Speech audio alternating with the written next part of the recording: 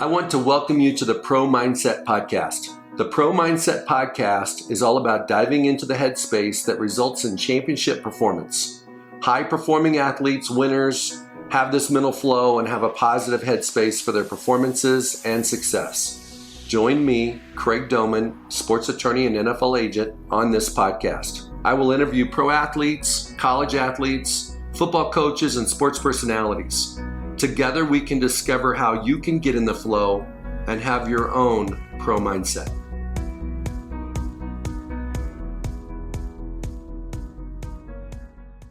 Hey, I want to welcome a special guest today, Gutierrez, former client, dear friend, great family man, had a decade-long career in the NFL.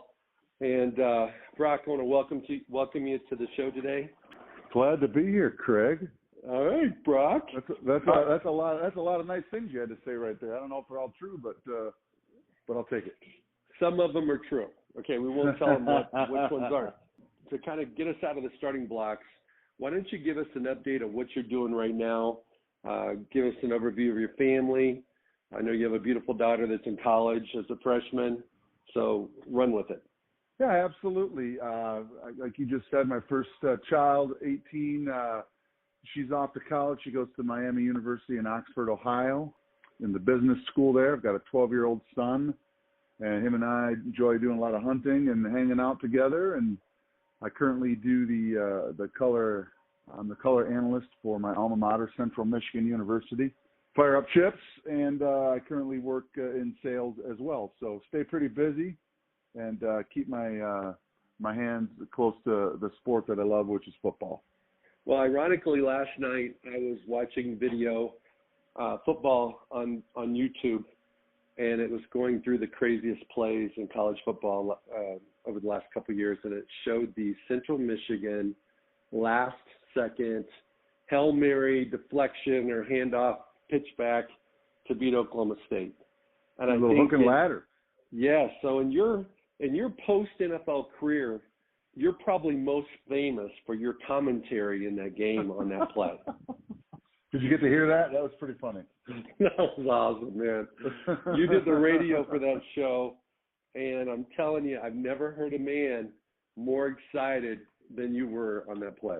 You need to listen to some more broadcasts because I get pretty dang wound up for every Central game, although last year specifically, it wasn't a whole lot to get excited about, but certainly bring a lot of excitement, and very, very happy to be doing Central games. It's proud to be a Chip.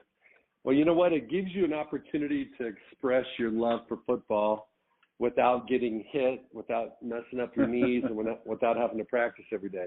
Well, and more than that, too. I mean, everybody asks why you don't coach, and those guys work way too much. There's no way I'd want to coach. Those guys don't even know their kids. So, for me, it's a great way to be involved in the sport, be around a sport I love and a team that I love, which is Central Michigan. So it works out pretty good, man. I enjoy it. Okay, so let's go back to roughly 1996 when you were, a captain at, actually 95, I guess. You were a captain at Central Michigan, senior. You came out of college. You went to the NFL as a free agent with the Cincinnati Bengals. What was it like, if you could go back in time, 23 years, I guess it's been, what was it, how daunting of a task was it to go into an NFL camp as an undrafted rookie when they drafted that particular year an offensive lineman with their first pick in the first round, their third rounder, and their seventh rounder? I mean, I guess I really didn't know anything about it. So for me, it was just playing football. I had a chance to go play football. In my mind, I was just going to go do the best I could. And then why wouldn't there be any reason at all I wouldn't make the team? You don't really think about those things when you're that age, when you're, 22 years old and you're bulletproof and you've been, the best or at the top of, the talent on your team, every team you've ever played on. And I don't say that to be, I'm not trying to be not humble. It's kind of the way it was. But you've been playing football since you're in the fifth grade. Why wouldn't you? The next step is to go play at the next level. But looking back, that's pretty crazy, man. I really had no chance. I really had no chance to make the team. No chance. I had less than zero chance. Yeah, and Paul Alexander was your offensive line coach for the Bengals, and he decided to keep 4 rookies on the active 53 that year. I don't know if he decided, but that's what he was told he had to do, and man, that was we just didn't know any different. We didn't know any better, and looking back now, I mean, I think 3 of them, I dressed that first game, and I think the other 3 rookies started. It was crazy. Yeah, and you know, we ended up they fired the coach 6 games into the season. We ended up 7-9, 1 game under 500, and it was just a great time. It was terrifying as I finally realized as training camp went on that you never think you don't belong, but you're like, man, I don't know how the heck am I going to make this team? I just wanted to be there the next day, and then the next day, and I think that's kind of just the philosophy I took every single year I played. I just want to be here tomorrow. I just want to be in the room tomorrow when they start meetings. I don't want to get cut. So I don't know. It's weird. You're looking back. It's fun to look back and think about it and think, my God, you know. And then to hear everybody complain, you know, well, it's a numbers game and it's a this and it's a that. Yes, it is. But if you're good enough, you'll be one of the numbers that they keep, right? Absolutely. Well, let's walk through. You played in NFL for, was it 10 or 11 years? 10 years, 11 training camps. Okay. So it's very rare for a guy to play in the NFL for a decade. You know, the average NFL player career length is 3.3 games. Everybody talks about 2.7 years, but it's really 3.3 games. So there's a lot of young men that make the 63. They're on the practice squad, but they never play in an NFL game. Yeah, I know. It is crazy, and people don't realize that either. You know, they never really, until you see it and you see guys in college and everybody, and being in the business that I am now, and when I'm able to call games and people in the community, they say, well, so he'll play in the NFL, won't he? And it's like, you know, you really don't have any idea, and you don't want to lay that out every time you have that conversation. You don't want to explain it, but just being able to look at it, see everything happen over the course of, you know, 20 years, man, it's such a small amount of time that you can play in the NFL. Whether you're good or not, it's a small amount of time. Let's walk through your career, okay? Okay, yeah. You went to the Bengals, and so that I don't mess it up, you know, you went from the Bengals to the Jags to the Niners to the Lions. Did I miss anybody? Well, yeah, because, I mean, I went from the Bengals for 2 years, got cut for 6 weeks, went back to the Bengals for 2 weeks, got cut, went to the Jaguars practice squad for 10 days, and then got brought back to the Bengals in 98. So the Bengals cut me twice in 1998, and then I was there for 3 more years, 99, 2000, no, 4 more years, 99, 2000, 2001, 2002. And then they cut me in June 1st of 2003, and that's when I went to San Francisco for 03, 04. And then all that staff was in Detroit, and then they brought me to Detroit for 05. So okay. Cincinnati cut me 3 times in my career, and I went back twice. I know. Okay, so let's go back to, and you may not remember this because it's been a while, but what was it like to get cut? It's pretty surreal, especially that day. The first time I got cut by Cincinnati, they told me they had drafted a guy in the 3rd round in 97. So my second year, they drafted a 3rd rounder to be the starter at center for the next decade. And in 1997, he didn't dress for a single game. He was inactive for 16 games. I played in a handful of games, 5 or 6 games in 97. And in 98, they had an open competition, and my old line coach told me the day of final cuts, you're good to go. I got home. My wife was on her way down to Cincinnati. After the final cuts, we had moved into our condo. And they called me that evening and said they changed their mind. They're going with the other kid. So it was just all happened. So I'm like, you got to be kidding me. It wasn't even real.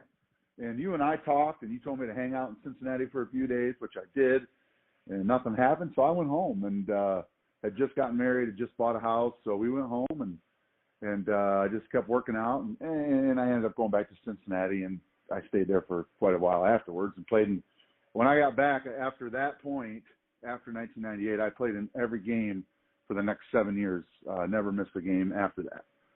So, I mean, it's just one of those things. A lot of guys after that, it's hard. You've just got to mentally stay on top of it and believe in yourself and get another shot and make something happen. Well, what was the pinnacle or the highlight of your career in Cincinnati? I remember at one point in time, Corey Dillon, the running back, set an NFL record for rushing yards one of your years, and I think in that particular game you started. Is that fair? Yeah, no, that's correct. Yeah, that was in 2000.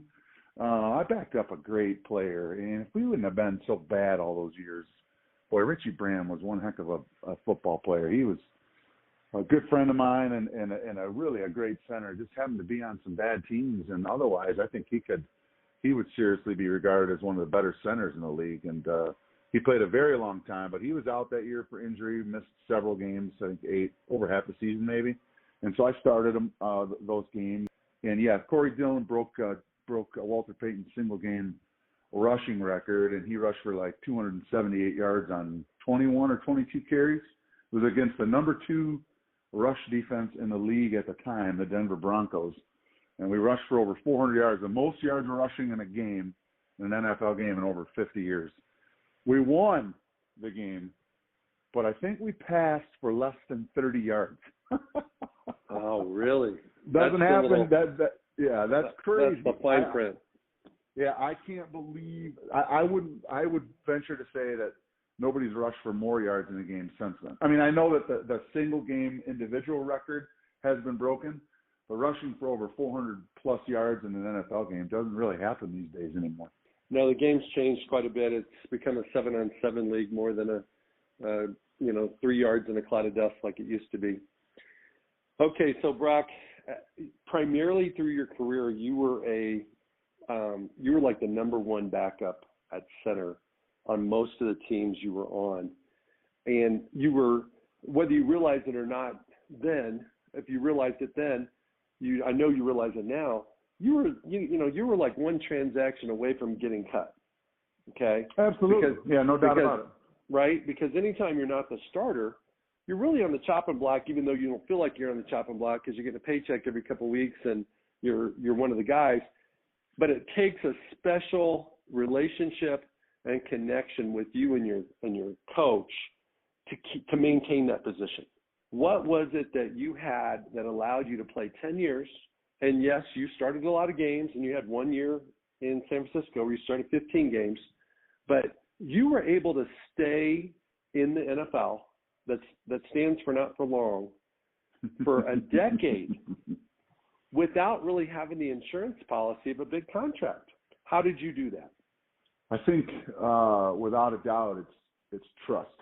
Having a coach and an offensive staff that trust you. There's sexier guys out there that can run faster, lift more weights, more agile, all of those things, but you have to have a mental skill set as well, and being able to understand an offense at the center position, as you know, you're directing the rest of the offensive line. I mean, you need to know what everybody's doing, and that allowed me to make up for some of my shortcomings as an athlete and to kind of cheat the system a little bit, because I know where I could position myself, because I knew the entire offense. I knew the routes, I knew the reads the quarterback was using, where he was throwing hot, and all of those things. So I'm not the only one, but that's what kept me around. They knew that if I had to go in and play, or they could count on me to start, because I wouldn't get a quarterback killed, I wouldn't miss an assignment. That's not to say I never missed an assignment, but would go in there and not miss a block and get a running back blown up,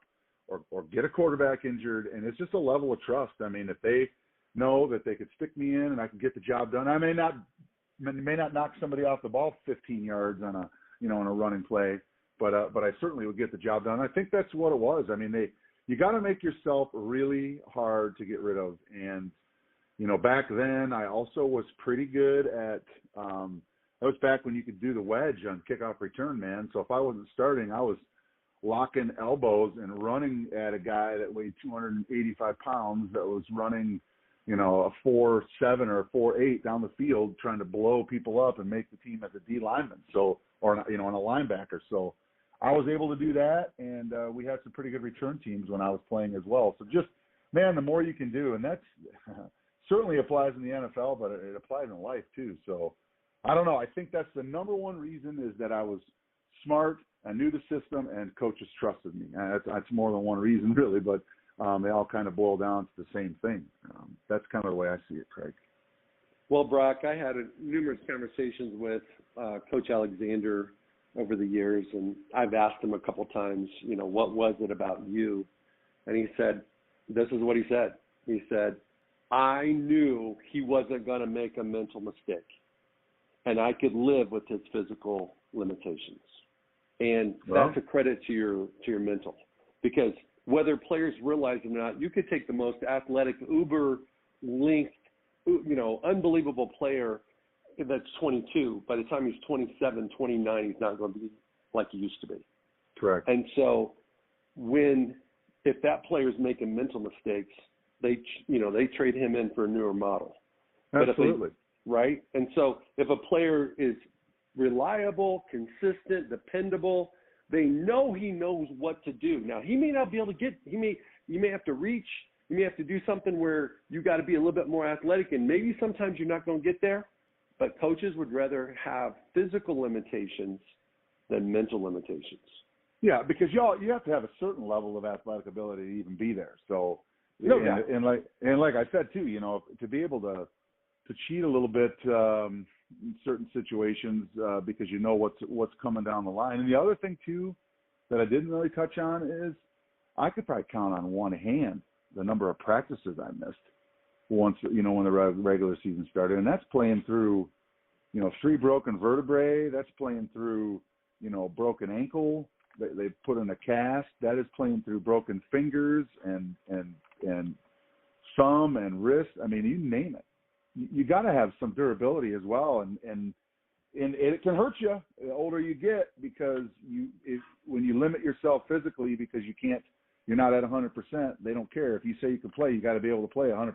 There's no excuses at that point. But I think too, just the durability piece of it as well. They knew that I was going to show up every practice and get after it. And, like I said, I'm not the flashiest guy, but I'm there every day and pack my lunchbox, buddy. You did. Let's talk about discipline. You've been a coach. You coached your daughter's softball team. You've coached lots of stuff as post NFL career. Yeah, absolutely. And there's certain things you're looking for, certain attributes and traits you're looking for in your players, and certain disciplines. What was the discipline that you had that allowed you to stay healthy, recover, deal with draft day challengers? They're bringing in draft day challengers every year. What was your edge? What was the thing that you did? I don't know, man. I think we've talked about this before, but I wish I could tell you that I just had lived such a clean life with an amazing diet and stayed away from everything but just training and all of those things, but that would be a complete bold-faced lie. So I don't know what my one discipline was other than treating every practice, every snap, whether it was practice or the game, like it was your last one. Meetings, whether I went out with the guys the night before during the off season, when you show up for work, it is all in all the time. And that's run into the ball until the whistle blows of every single snap of every single practice. And not letting any of the outside noise, right? There's all that outside noise, especially today. I can't imagine how these guys do it now. All this outside noise. I mean, there was outside noise before, but now everybody with a cell phone can voice at so-and-so and tell them what they think about them. That's a lot. But the one thing was just shut all that stuff out. They're bringing in guys to replace you. I'm not stupid. I can see that. They're drafting a guy to replace you. Bring them on, man. Bring them on, because when we line up, or when I'm going against that first round or second round defensive lineman that's, trying to make a name for himself, when we line up, you're going to get my best every single time you line up. And I'm going to chew your leg off until the whistle blows. And guys will tell you, I mean, I got a lot of friends in the NFL, and they'll tell you that about me, that they just hated going to practice because I was always upbeat and ready to go. And that's probably the biggest discipline, the fact that I love football, and just being up for every chance you get to go and take a snap is, that's running sprints after practice. That's up there. No, never let anybody see you bent over. I always tell, I coach high school softball, like you said, and we run conditioning. I get so mad when kids like lean over or get on a knee. It's just ridiculous. All you're doing is showing the other people on your team that you're weak mentally. Get up, stand up. You're going to pass out before you die. That's what coaches always used to tell us when we were kids, right? Yeah. So stand up and take it like a man or a woman or however you want to phrase it and get going. And then when you're done, go around behind the locker room and throw up. But don't ever let anybody see you do that when practice is on. I mean, you can't then somebody's got an edge on you. So I don't know. I always had a chip on my shoulder. I always thought that everybody thought they were better than me. And most of them were, but I just would never admit that, right? Yeah, well, they were watching you on Sundays from their couch. Correct. When you were continuing to play, and they had their 3.3 games. Absolutely. I saw a lot of them come and go. At the end, it was me and Willie Anderson, the first-round pick and the no-round pick out of that rookie class. That was all that was left. Kind of crazy. Brock was still standing. Okay, so who was the most influential in your life in terms of establishing your mindset that helped you be successful in the NFL? Was it your father? Was it a middle school coach? Was it a high school coach? Who was the guy that influenced you the most, and what did he influence you about? Well, I may get a little choked up here, Craig, but it's without a doubt my dad was. He was pretty hard on me as a kid growing up, and he just taught me that don't be a pussy. Get up and get in there and get after it. That's just the way it was. And he was a huge influence in my life and the way that he lived his life and worked, how hard he worked, and his support for me. I count on probably one hand the amount of games he missed that I started, and that's from 4th grade or 5th grade on. He didn't miss anything until I got in the NFL, and when I was in San Francisco, it was pretty far to travel. But other than that, that guy was there, and I think, honestly, that's why coaches didn't bother me. You're a coach, you could yell at me. It just didn't bother me. Some guys would get offended by it. Some guys, he can't talk to me like that. Never bothered me. There was never a coach that was going to be harder on me than my dad was.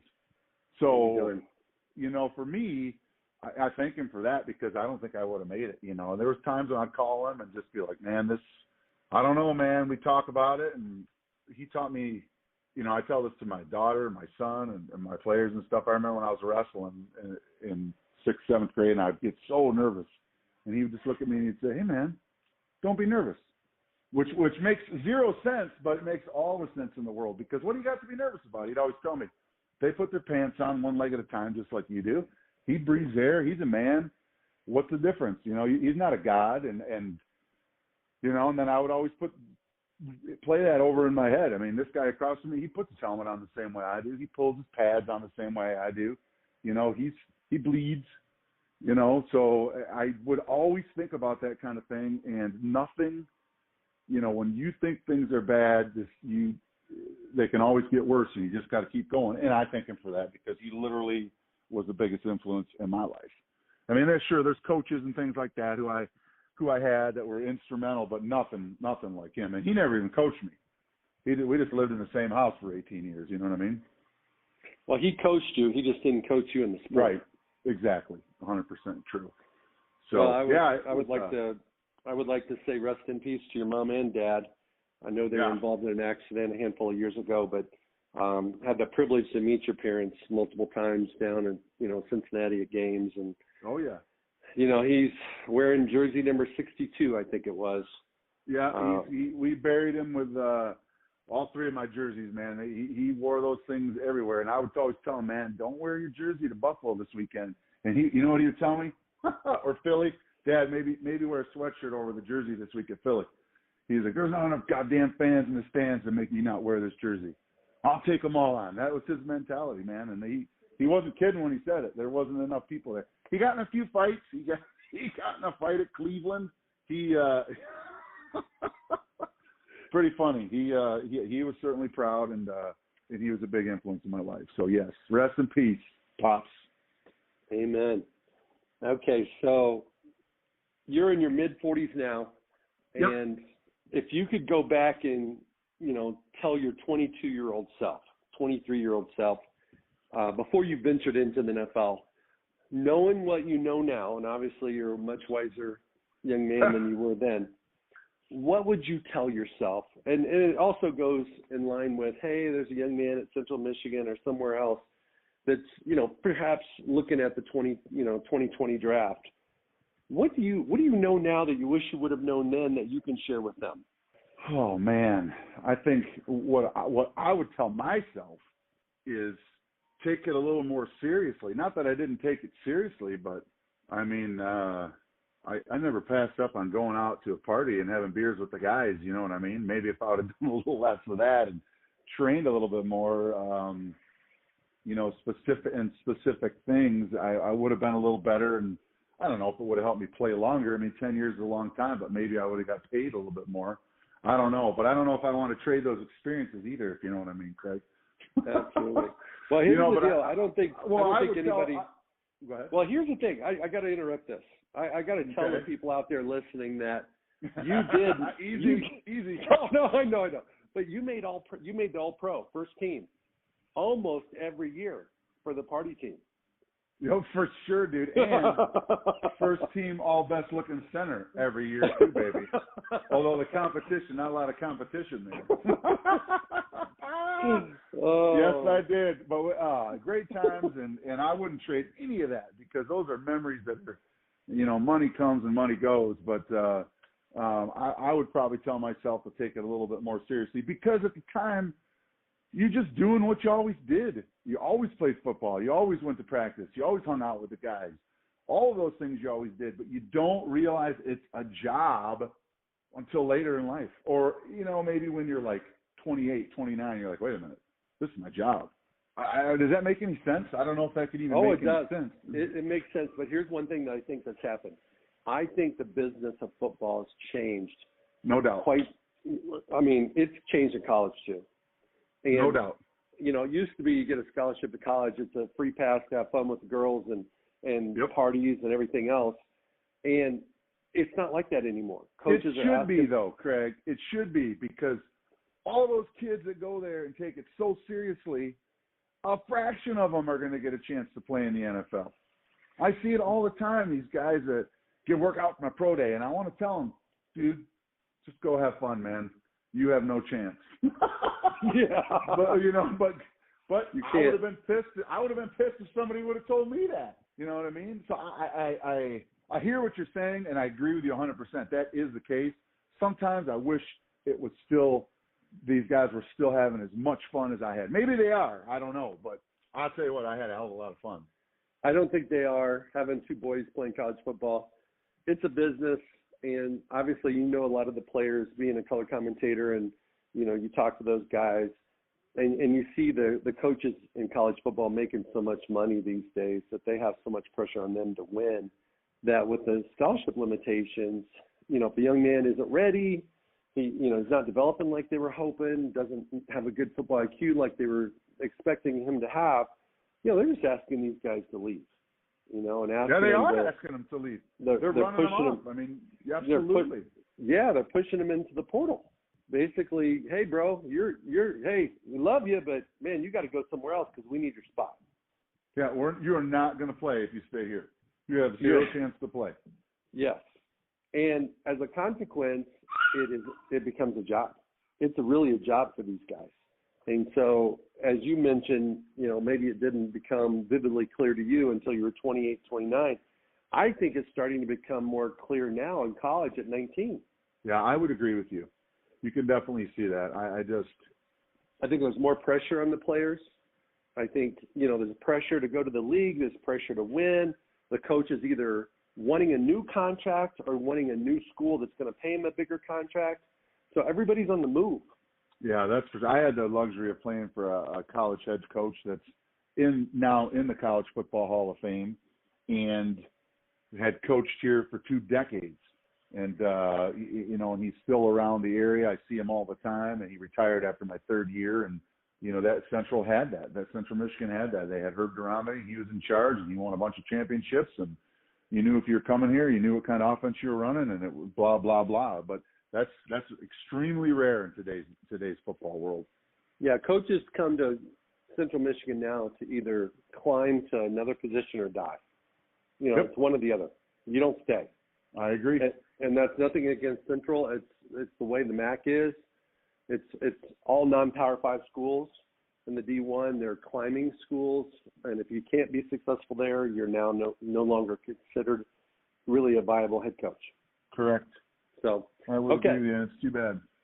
All right, so I'm not going to ask you about your pre-drink routine because I don't know if you had one, but let's go to your pre-snap routine, okay? And maybe you didn't have one of those either, all right?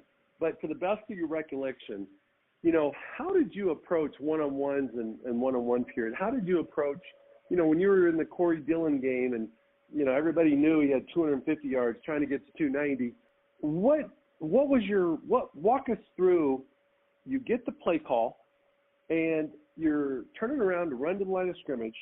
What was going through your mind?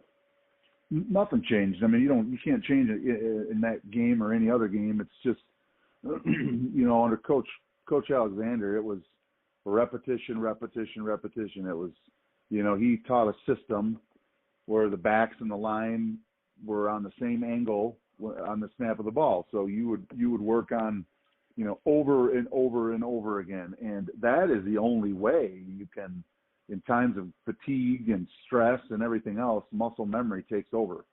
And it's really a great way to coach offensive linemen because you get up to the line as a center, you break the huddle, and you see what defense is out there, and then you make your calls accordingly. And then you get ready, you put your hand on the ball, you get ready for the snap, and the quarterback goes through his cadence, and then you see what the defense does. You know, if they're rotating the safety, if they're, you know, where the blitz is coming from, because that's, you know, you find the mic and set your protection if it's a pass play, or you find the mic and get your run blocking in the right direction that it needs to go. And is a safety dropping down in the box, so you have to account for him and replace and get one extra guy, and there'll be a call for that. And then as the snap gets ready the ball gets ready to be snapped, if there's nothing else that needs to be adjusted, you go. And I mean, you do that over and over again. It just becomes second nature. But I think what separates, you know, the mentally tough players from the not mentally tough players is when goal line situations, hostile away games, when it's so loud and you can't talk, you can't communicate that way.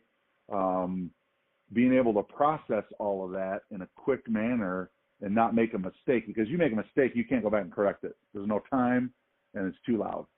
So being able to process all of those things and then going on about your business, I mean, that's the progression right there. So having those things drilled into you where you don't have to think about them. You know that if you got to reach block a guy that's a wide shaded nose, you know what step you're taking with that first step on the snap of the ball. You know, is it a gun snap and you got to run block to your left, the ball usually ends up, you know, going to the right on the snap. So you got to remember that. All those things you've done so many times that they all happen in a blink of an eye. And those guys that can process all of that are the ones that have long careers and stick around a little bit. Does that make sense? Absolutely. And what you're basically saying there is you've got unconscious competence about your job. Absolutely. You're on autopilot. So nothing phases you because, you know, it doesn't matter if there's 40,000 fans in the stands or 140,000. It doesn't matter if it's fourth down and goal and the game's on the line. You're just doing your job. It's irrelevant, yeah. And if you can categorize that and wipe all the other things away and just focus on the task at hand, that's the only way you can survive. Now, sometimes that's easier said than done. Sometimes that happens easier without conscious thought. And sometimes, you know, when athletes say they're in the zone, when you're in the zone as an offensive lineman, it's all slow. You can see everything before it happens. You see the safety creeping. You see the corner coming off the edge, or you see the linebacker. If you watch enough film, you see that middle linebacker start to take 2 steps to his right, and you know that it's the Sam strong safety coming off of that edge, or you got a blood cross with a mic in the A gap and the backside linebacker, and because you know that all that stuff, right? And you know your body just does it because you've drilled it so many times. That's why I think like some guys don't practice well but you throw him in a high-pressure situation, and you're like, oh, this guy's not that bad because he's mentally able to handle it all, and it's all muscle memory, and his footwork seems better when it's under live situations. So I don't know if any of that makes sense. Absolutely, but vice versa. Some guys are great practice players. Absolutely. They clutch in the games. Absolutely, without question. And that takes me back to my previous point about why I was able to stick around, because of that reason. The only reason I got game reps in my first preseason game, my rookie year, was because the starting center was out for all training camp. So I played a whole second half. And if I would have had to base me making the team or not just on my practice, there's zero chance I make that team. But I go in that game and I graded out 100% in the second half against the Indianapolis Colts in my first game. You know, did I dominate? Hell no. But fundamentally, in doing my assignment, yes. That's the only reason. If I would have only played like 2 series at the end, we wouldn't even be having this conversation. All right, Brock. So you played with 4 organizations. Who's the guy that you might even still be friends with, that you respect the most, just the way he handled his business, how he handled his career, how he got the most out of his body? You can't, excluding you, the most out of his body and the most out of his career because of how he handled his business. One of the guys that I'm closest to, that I played with a little bit in Cincinnati, a couple of years in Cincinnati. He was a very high draft pick, played defensive end, and then stayed in touch the rest of my career when I was in San Fran. And then he ended up going to San Fran. He played 14 years, okay? So it's two very different career paths, right? Undrafted me, him drafted 4th pick overall. It's Justin Smith, truly a great football player, you know, a true 3-down defensive end.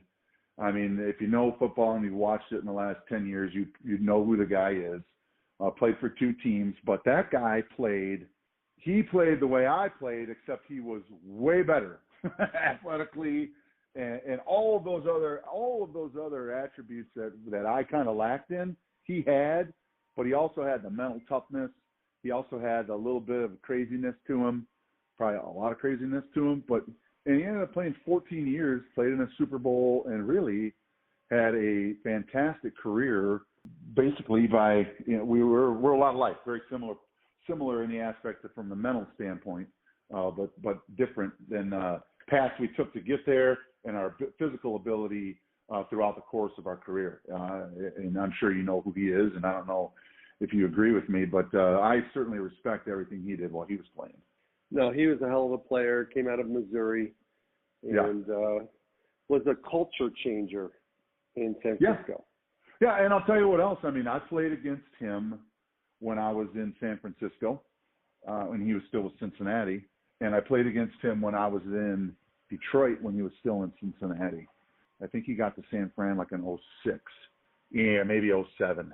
So I played against him, and just sitting in the room, game planning, everybody was like, how are we going to account for this guy? You know, and when we were in Cincinnati, he was the only guy you worried about from a defensive standpoint. You know, you worried about him as an offensive lineman and him rushing the passer. That's what because he had a motor, he played hard all the time, he went to the whistle, he never missed practice, he never missed games. He played on, you know, 1st and 10, he played on the 3rd and long, he played on 3rd and short, 4th down goal line, everything. He was a football player, man, all the way around, and I liked the way he played football, had a ton of respect for him, both as a friend and as a guy playing against him. And he loved the game of football. I mean, if you could be on the field when he was out there, he's a funny dude, and he loved competing and having fun, and he's a nut job, no doubt about it. The best football players are nut jobs. Amen, so, baby. You got to have a little, you know, I don't know, but, you know, you always, coaches will tell you too, you know, like, he's kind of a Budweiser player, you know, or he's this kind of a player, but you need a couple Jack Daniels guys on your team too if you're going to be any good. You need a couple of crazy dudes. That's for sure. Okay, so let's go back, and I know you mentioned about some of these injuries. You mentioned about getting cut after you were told you were going to make it. What's the biggest adversity, high school, college, or pro, that you had to deal with, and how did you overcome it? Well, yeah. I mean, just the fact that I wasn't drafted. I mean, that's adversity. I think the adversity is just. I don't know if this makes sense, but having to believe in yourself when nobody else believed in you. You know, having to. Oh my God, Brock.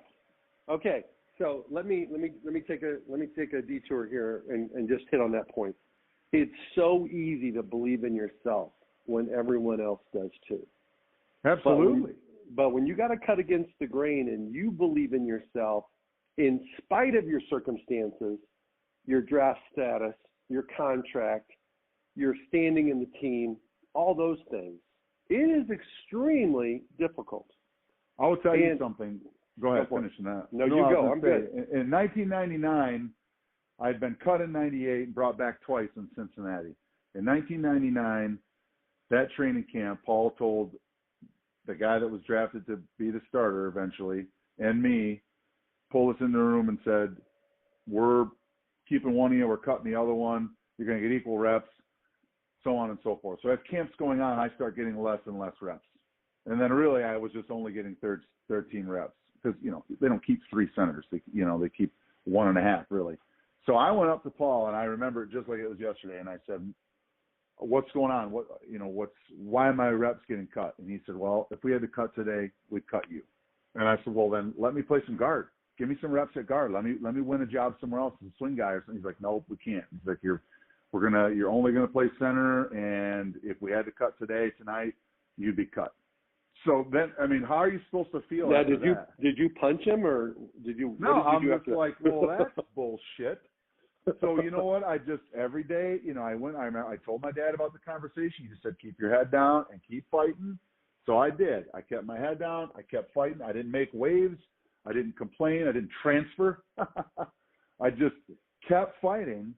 And the first preseason game, we played the Colts again. And right before the game, we'd already come off the field for warm-ups. Right before the game, he grabs me. He said, hey, you're playing second quarter at right guard, third quarter at center, fourth quarter at left guard. And I said, what the F? I said, you told me I hadn't taken a single rep at guard. Not a single rep. Not even a one-on-one pass pro at guard. And he threw me in there. And I said, that's BS. And he's like, go make it happen. So I went out there, and that's what happened. I played right guard, center, left guard, right guard, center, across the board, okay?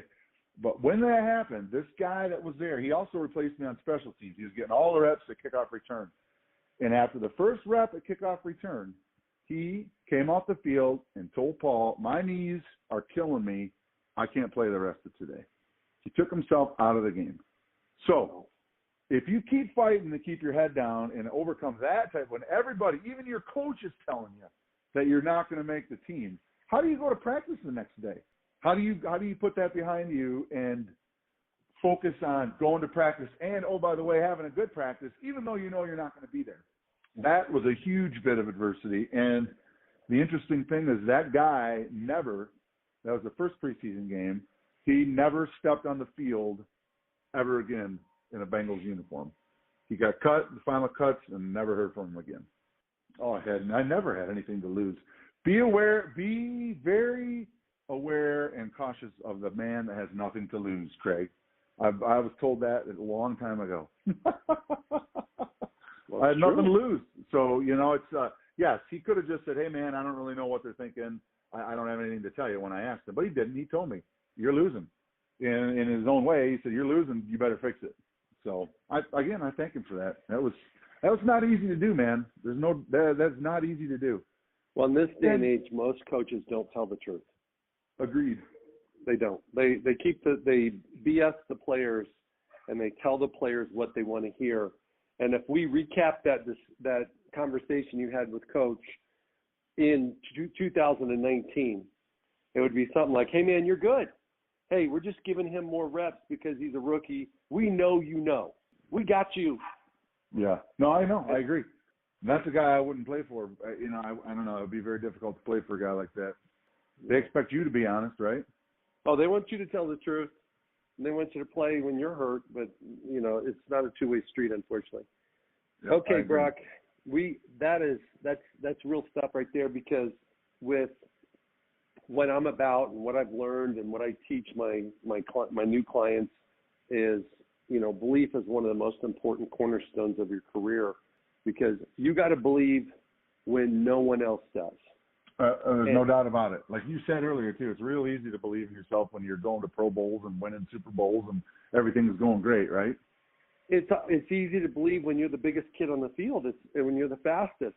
And all the kids that go to college are that guy in high school, and then when they go to college, they've got to reinvent themselves again. And then some of them become the fastest, the best, and all that stuff in college. And then when they go to the pros, they got to do it again. Got to do it all over, man.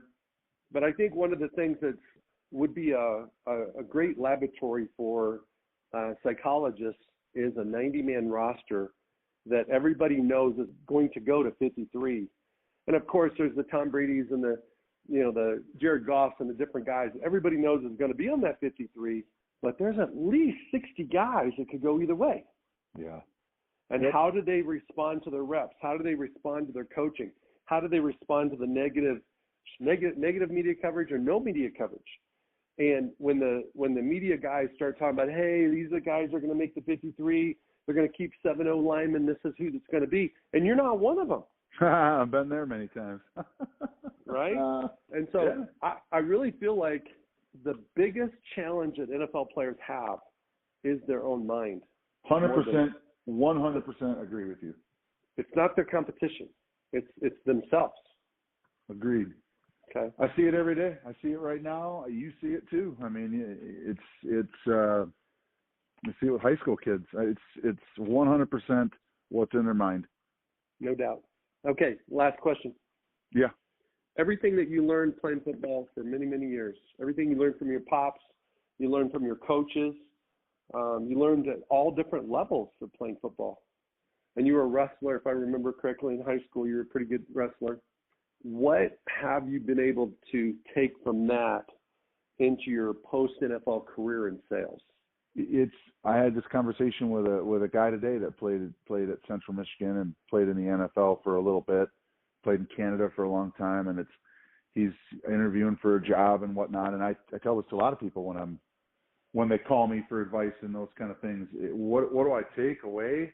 I mean, I take just in business. I'm in sales and in business, and I focus and I try to approach it just like I did when I'm at training camp. I'm competing with another person in business or another person and just trying to sell this particular thing to somebody, and it's win at all costs, work harder than the other person, focus.